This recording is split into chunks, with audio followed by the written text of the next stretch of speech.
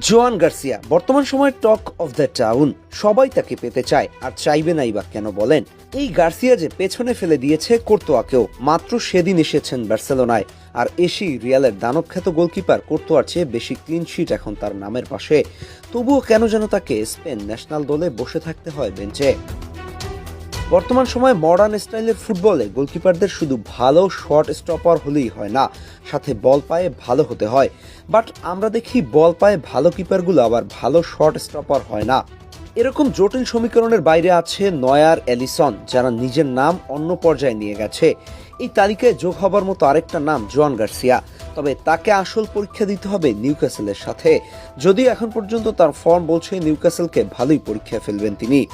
লা লিগার এই মৌসুমে এখন পর্যন্ত সবচেয়ে কম ম্যাচ খেলে সর্বাধিক ক্লিন শিটের তালিকায় সবার উপরে এসে পড়েছে গার্সিয়া। 11টি ক্লিন শিট 21 ম্যাচে। অন্যদিকে থিবো কোর্তোয়া 11টি ক্লিন